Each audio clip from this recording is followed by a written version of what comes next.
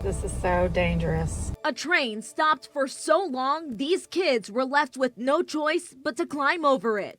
So easily a train could have came over on the other direction and hit them, you know, as they're taking their bikes down and picking them up. It was so dangerous. It's frustrating for the people who live here and surrounding communities. Trains stopped on the tracks, causing all kinds of issues. From 2 o'clock till 12 midnight, that train was stopped, blocking all 5 of our village crossings. We could not get any emergency vehicles to the other side of our town for 10 hours. That's unacceptable and appalling. They're putting the safety and the welfare of our residents in jeopardy.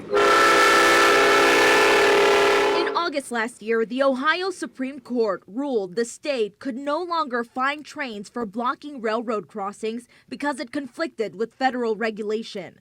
The catch is, the Federal Railroad Administration doesn't have restrictions on the length of time a train can block a crossing. It's just so frustrating that the federal government has basically refused to address this issue.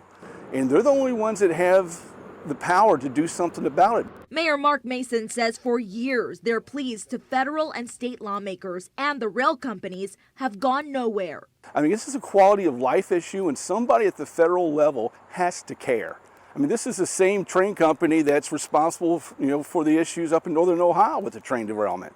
They do whatever they want to do, and we're sick of it. I mean, a 10-hour train stoppage last night, that's beyond acceptable. Mason and Richmond fear it'll take something tragic for someone to step in, and they'll speak up every time to keep people from getting hurt. Now, Norfolk Southern tells me they have reduced these types of impacts lately, and this weekend they experienced delays across the network impacting crews for trains. I will have their full statement on this story on our website. And earlier this year, Senator Sherrod Brown and J.D. Vance were among a group of lawmakers who introduced the Bipartisan Railway Safety Act.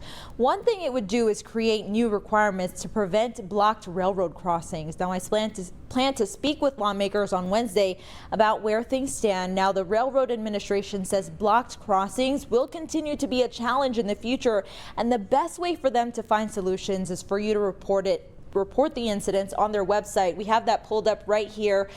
This is really zoomed in on Lockland right here, and this is where one of those railroad crossings that were blocked yesterday is.